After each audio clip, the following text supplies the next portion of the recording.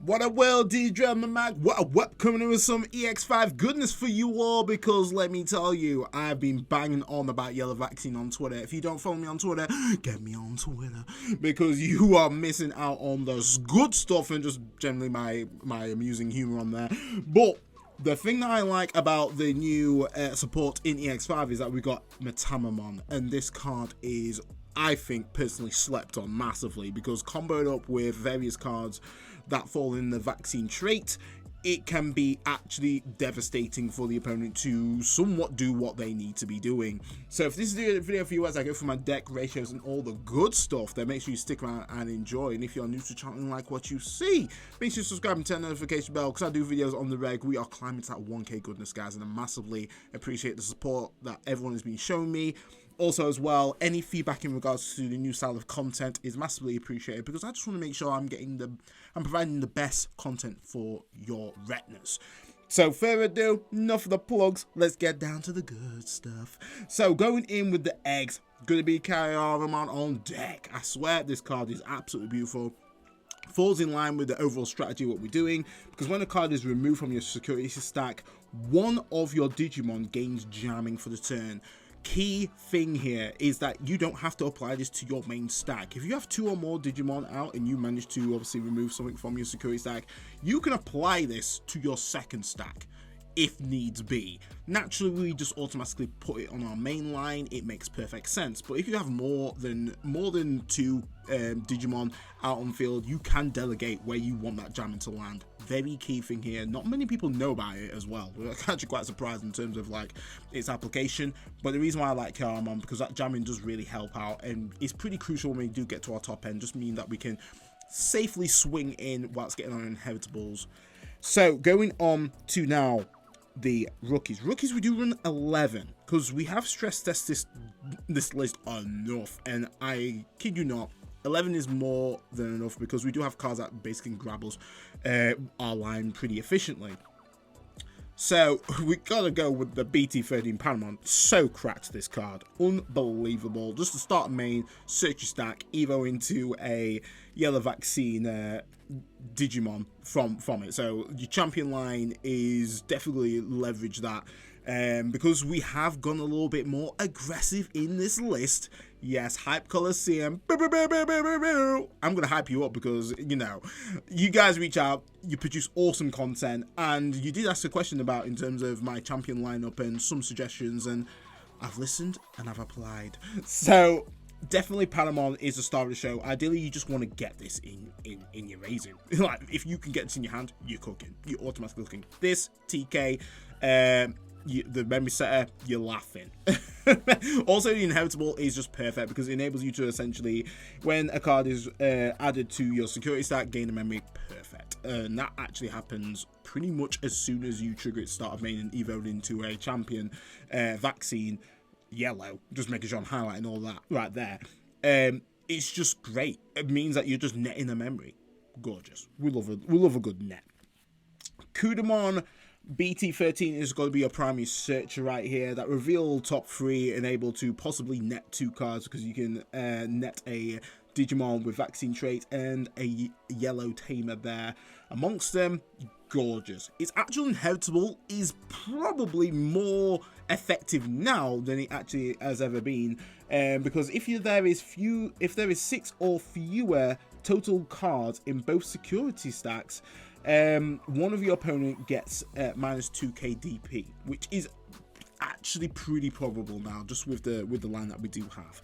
Then, in terms of the solid text to somewhat disrupt the plays of the opponent, it's going to be your Cutemon at 2, and then your Pillarmon at 2 there as well. These, you can completely control the actual ratios. If you find that there's a lot of more go wide in your local scene, up the Pillarmon, because, you know, all turns players can't play Digimon by effects is huge, though you do not want to obviously have Pillarmon out, which is going to disrupt your ability to play cards by card effects, so obviously be vigilant on that front. And then Cutemon, when it comes to essentially the mirror or any other decks that utilize the trainings, this just really helps out in regards to stopping those kind of plays. Because our top end, we have the option to spawn out more Digimon from level 4 or lower, it means that we can effectively fortify our board a little bit or somewhat disrupt the opposition from actually popping off, because then they have to deal with some of these menaces, which can really be a detriment to the players, and obviously can make them take the L plates home, baby, and that's what we want. We up on top tables, they be chilling at the bottom. So that concludes there for the rookies.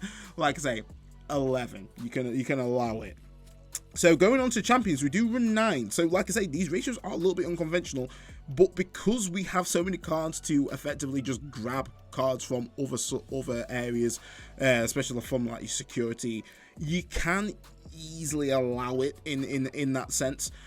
So we do run the BT15 Angemon at 4. This is so good, especially with combination with the Mitamamon there as well, because this can actually help you do some form of cheeky board removal if needs be, because when attacking you can either do one of the following. So obviously you'd have to delete this Digimon, but then you can either put a virus type Digimon at the bottom of the opponent's security, which is brilliant right there, or you can minus 5k DP of the opponent's Digimon, which once again, getting rid of bodies is actually pretty nice. And then you trigger the on deletion, is that you're able to pop this in to your security at the bottom, and then if you have a tamer out, then you can hatch an egg.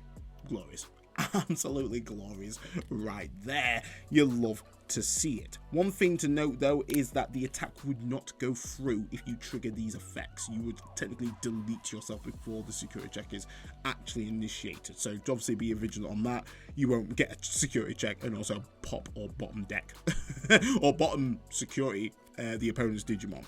Then the Hyper Coliseum special, we're going in with the Bulkmon. Yes guys, I know I've been leaning towards like the control variant, but Bulkmon with the Mitamamon ability to essentially trash and play a level 4 or lower yellow Digimon, it just makes complete sense to run the Bulkmon there, because this effectively adds that bit of aggro, which is hella nice. And also, even if you don't get to your Mitamamon and you evo into this from your Panamon, and you got Karamon in your stack, effectively you're going to have that jamming, meaning that if you have, whilst you have 3 or more security, this Digimon gains security attack +2, very strong right here, can add a lot of pressure to your game plan, which is nice. Obviously when you're on your top end and you trigger your Mitamamon play right there, effectively if you've not already triggered the Karamon, what can happen from that is obviously if you then burn a security, whatever you've played out, you can then grant that the jamming, which is pretty sweet, as long as you're obviously 3 or above being the key thing here. Amazing aggro. You can pretty much get lethal / win if the opponent is at 2 security. This is going to swing in with that jamming, 2 checks, jobs are good in, and then obviously Mitamamon swing for game on that one, which is glorious stuff. Then we do run the nice little kind of tech option, so Rapimon, we do run that there at 1, and we also run a cheeky hybrid there too at 1. This is absolutely a fantastic card. If you can get that off of your Patamon, it's great. And also, depending on how many Tamers you do have out, you can obviously suspend the opposition's Digimon, which is great. And then 3 of those Digimon do gain minus 5,000 DP, which is just massive. Crazy strong, this card. And then the Kazimon, because we do play a plethora of Tamers in this deck, it's kind of a no-brainer to at least run 1 hybrid, because it does come pretty close. Just make sure that if the hybrid is in your security stack and you do play a TK out, probably would pick out the Kazimon, because like I said, you do run 1. My previous lists have ran 2, but now that we're obviously trying to just kind of streamline the actual overall strat down a little bit, we have just knocked that down to 1. And these ratios are completely up to you how your playstyle is, but I think now with the additional support that we do have, I think these are pretty solid ratios that that's going to get you the dub. So going on to the Ultimates. Ultimates solid 8. So right here, because our boy Magna Angiace is just so good in terms of stabilizing your security. If you have the BT13 TK out, it just makes this even cheaper to play out, which is great. Even just having one TK out, you're playing an ultimate for the cost of 3. Which is not, the more TKs are out, the more free value this is. This is good for you to achieve that stun lock with Mitamamon and Venusmon. Because you've stabilized, you've also gone into a Venusmon with the Mitamamon. Depending on what the security is, you've gave them in a total of -3. Once again, depending on what your overall security totals are, if they go above the amount, what will happen is that technically that will kind of remove, but then you'd still have the -1 from the Venusmon, because that is just static. That doesn't matter what's happening. It doesn't go based on your security totals. But it's just a great card to just stabilize, which is what you want. Also, great source of DP reduction, depending obviously what your security is looking like, which is great. And the recovery, if you're at 5, you're able to recover to 6, which is great. So in total, the highest amount that you could get naturally would be -6 KDP. Or if you've recovered a lot and you just play this out, then effectively you can DP minus depending on how much security you have above the 5. So, beautiful card. Absolutely beautiful. Then, we have ditched the Rise Greymon package. We've gone to the Kurinmon. This right here is pretty hot, guys. I ain't gonna lie, it's pretty spicy. So let's read it out, because this is new from EX5. So when digivolving, by trashing the top card of your security stack, you're able to suspend this Digimon, meaning that you can get a little bit more aggro, especially if you obviously going with your Bulkmon. You still got the jamming like the Bob Marley, you know how it is. You've used an emissary, let's just say. You've got this from the security.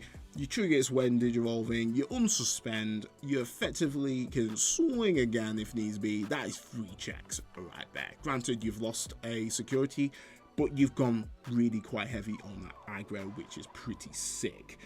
Though its inheritable is actually really good. So when you actually read the text, because you know me, sometimes I don't read it, but if there are 6 or fewer total cards in both play security, so obviously once again that's quite crucial, you may place 1 yellow card. This is the key thing here, the yellow card, not yellow Digimon, just a yellow card. We're all about that yellow goodness. From your hand at the top of your security stack. This right here can initiate some shenanigans. So this really, if you are at your top end, if you're Mitamamon, your Seraphimon, or your Venusmon, what this can actually do, depending on obviously the overall totals of each player's security, is that it enables you to somewhat stack your security quite efficiently, meaning that realistically we can just get Tamer plays off for free, because we could just put TK at the top of our security, meaning that if we have a Seraphimon out, we've initiated a trap, because if they're going to swing, they will proc TK. TK will obviously do its own play. We will look at our security, we will take a card, we will then recover, and then Seraphimon's all turns effect will then -7 KDP of one of their Digimon on field, and now we've got the TK out. It's actually really nice what you can do here. You could literally put an emissary on, which effectively what that could do is enable you to play a Paramon from hand or trash. A lot of cool shenanigans that you can do with the Kurinmon right here, and I think that it's very solid in how this deck now runs, because Mitamamon is great, but sometimes you can shaft yourself a little bit. Anything that kind of burns security, and if the opponent's kind of clocked onto it, it somewhat can be a little bit difficult to maneuver. But this having that nice little bit of recovery while still being aggressive is pretty sick. So this is the reason why we do a nice 4-4 split. We have ways to kind of recover, but in different ways. We have ways to recover aggro style. We have ways to recover by just obviously building out a wider board, obviously with our Magna Angemon, but at the same time adding that bit of removal if needs be, and then also adding a bit of tempo so we can actually just kind of cheat our way up into a mega. Speaking of the megas, let's get down to the nitty gritty. We do run 8 megas in this. Yes, guys, a little bit hefty, but let's just go over the ratios. So we still run Seraphimon at 3. Yes, guys, 3.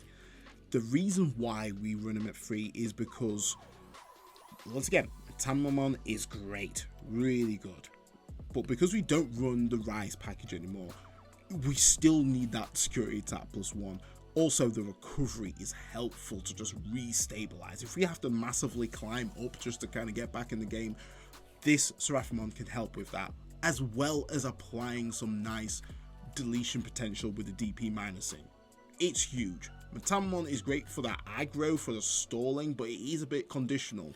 Seraphimon is just clear cut, no boop. He's just going in, recovering, getting the security attack, all turns magic. Really helpful. So I still value Seraphimon, but it is completely up to you because you can flex the ratios between the Mitamamon here. And we're going to just go a little bit deeper in terms of the Mitamamon and the overall strat that you want to be doing with this, because Mitamamon is a strong Digimon if combined with with Venusmon. Venusmon and this is such an enabler that it really stops the opponent from doing that much. Because when Digivolving and when attacking, and this is once per turn, so you can't trigger them both at the same time, which I might have actually said in one of my videos, so I do apologize on that. Pretty much explains the dislike. But by trashing the top card of your security stack, you're able to play a level 4 or lower yellow Digimon from your hand, and then that Digimon gains rush. Once again, really good aggro. This is the reason why we are running the Bulkmon. Then, all turns, all your yellow Digimon gain barrier, which, if you don't know what barrier does, if it was going to be deleted by battle, you're able to trash the top card of your security stack to prevent its deletion. Then, the opponent's turn. So this is the key thing here. All of your opponent's Digimon, with levels greater or equal to the total cards of the player's security stacks, gain security attack -2. Huge. Though the condition is it's relatable to the security of both players. So naturally, because we are going to be swinging in, the likelihood of them removing the security minusing is somewhat high, and how to kind of get around it would just be to swing into our Digimon, because from my perspective, if they're swinging in, I have to make the decision of either the swing goes through and I die, or I burn a security to prevent that deletion, which then decreases the range of how that opponent's turn is applied to the opposition. So this is where I like Seraphimon here, is because I can kind of restabilize and get that recovery on in combination with my Magna Angie. But if they can't, basically, if they can't kind of remove my security in any way, it means that they necessarily can't swing into my security. The only option is either to delete Mitamamon or to kind of swing into my suspended Digimon, which then effectively could lead into a trap. I obviously can ace on top of my level 4 if needs be.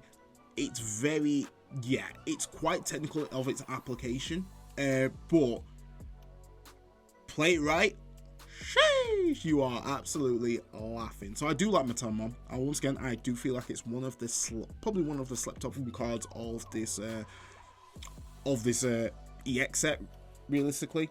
And the reason why, what really makes him the whole complete package is the Venusmon. Him and Venusmon together, disgusting. Obviously, we know what Venusmon does, but when you're actually in the heat of the moment, Venusmon is such an awful card to get around. Like, you will just forget its effects. You will ask the opponent, what does Venusmon do? And you'll forget as soon as the opponent says. The reason why is because Venusmon, if they have a form of security attack like modifier, you can't trigger your when digivolving or when attacking effects. So when I've been playtesting this against Melga, Melga's effects are pretty much all when attacking and when digivolving. So they necessarily can't do anything. Like, they can't trash, they can't... The only thing that they can do is prevent it from being deleted by obviously triggering its your turn effect. But anything else, it really can't do much at all. Which is unfortunate, but it's amazing for us. Disabling when attacking effects and when digivolving effects is huge. So having these two out together, your opponent really can't out it unless they are running obviously a form of option, which is going to then delete one of these. But obviously with the Venusmon and when digivolving effect, it is a blanket effect. So realistically, even if you deleted the Venusmon, you're still stalled out for a turn. because it's still applied regardless. So these two together, menace. Once again, you can flex the ratios between the Seraphimon and the Mitamamon, but I still feel like Seraphimon is a very solid card, probably one of the best renditions of Seraphimon that we've had to date, in all honesty. And then we conclude it off with a rune mode Shine Greymon. This right here, in combination of any of these cards, can just log out the game once again, and that's kind of what you want to be aiming for. Obviously, we do have that aggression play that we can apply with the Seraphimon and Mitamamon with its spawning, playing out Bulkmon. You know, you really got a lot of aggro there, which actually helps a lot in this format, because there's a lot of setup that players have to do. If we can kind of disrupt that setup, then realistically we kind of got the game here. But stopping the opponent from being able to push out is just huge. If you can basically evo into this the same turn swing, 10k blanket, they ain't pushing out for nothing. like ain't pushing out for nothing. And most decks kind of are leaning towards a ramp up kind of style, so they need to push out in order to kind of trigger their effects when dissolving to get the maximum benefit. So kind of evoing and raising kind of loses a lot of tempo from their side. So Shine Greymon definitely just helps with that. It is a vaccine type, which just works really well. It is part yellow, so we can effectively reduce the cost of this evo with our training. So that's going into evo into that for free cost, which is freaking stupid. Really excellent value. And the thing that's actually really good with Mitamamon, going back to Mitamamon, is that obviously with the trainings we can evo into this for 1 with our Emissary of Hope. We can evo into it for 1. It's just absolutely fantastic value. But that concludes there for the megas. Going on to the options and tamers. So option tamers, we run a solid 7-7 on both. So we'll start off with the options here. So it's going to be Emissary Hope at 4, and then it's going to be our physical training at a solid 3. So Emissary Hope, powerful, absolutely strong card right here. It'd be stupid to run this less than 4. I tried it at 3, and I feel like I just didn't have it at the right times compared to when I do have it at 4. It just adds so much tempo to the game state and to your overall strategy. If we obviously can climb up into our top end and kind of lock them from doing very little, it makes it a lot easier for us. Obviously, if we do have a TK out, then we can get that recover, so we're effectively not just burning our security at that point. It's just great. Obviously, the caveat is that we can't evo into our rune mode of the Emissary. It is locked at level 6 or lower, but once again, amazing tempo that this card's going to supply, and I do fear that they're probably going to hit this at some point. The way the Angels deck at the moment off the reveals is looking pretty cracked. Yeah, I am concerned of the card's longevity, but hopefully they will kind of keep it nice and balanced. It's also, its security is fantastic because we're able to play a Patamon or just a Patamon from hand or trash without paying the cost. Huge. On top of this, because of the Korean mon, we can actually just stack this on our security, which if we want to essentially get a free Mitamamon out from trash, we have that kind of recycle potential that we can do. Once again, it is crucial that you keep an eye on the overall security of both players being the thing before you can obviously proc off Corinne's effect. But regardless, we do have the option there. Physical training, just a consistency booster, and this is why we can afford to kind of lower our ratios a little bit, especially in terms of the rookie lineup, because physical training just adds so much tempo, really helps with our evos when we are going up into our major top ends, even if we're going into ultimates.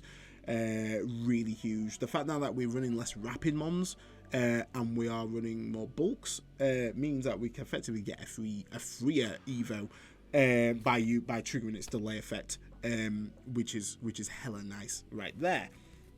So then going on to the Tamers. So Tamers, we still run a solid 3 of the BT1 TK, and then we run a 4 of the BT15 TK. So once again, crazy setup right here. These two cards are just overall strong. TK, design at its finest. So I tried running this at 2. I tried.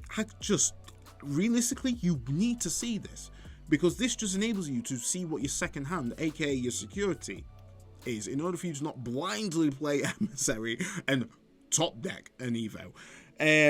Also, memory setter, crucial. And then on top of that, even if, say, you don't have this in your first hand, but you have a ton of TK from BT13, if you eventually do want to throw this down, this TK is ultimately reducing the play cost of this, because what you're doing is triggering this effect to suspend and obviously gain that memory, which is nice. Together they just work so well. This obviously facilitates our hybrid plays there as well, because after it's being played, it's not necessarily doing anything at all. It just gives us that visibility of what our security is in order for us to do better plays. Compared to this bad boy right now, is that play cost of 3 is already pretty crap. It's on plays that you're able to take the top card of your security. Beautiful. And then you're able to place a yellow card with vaccine in the traits at the bottom of the security. Beautiful. Means that you can effectively get your stack up, which then realistically works well with your emissary, which can effectively help you evo your line for cheaper. On top of that, you're able to then suspend this, because something's being added to your security stack, and gain the memory. Perfect. Honestly, beautiful setup. Like I say, I've tried to run that too. It just doesn't work. I don't know. I just feel like I need to see this a lot earlier than anything. Having it kind of later mid game isn't nice. And also, this really helps with your Seraphimon play there too, in order for, if it is brought off from security and Seraphimon is out, effectively you can trigger Seraphimon's all turns, which can minus 7k DP off the opponent. So, it's a no-brainer. But guys, that is your boy done. Let me know in the comments what you think to the list. Really would love to get your thoughts. But guys, stay safe, stay fly, and I'll catch you next one. D-Dread, off the mic.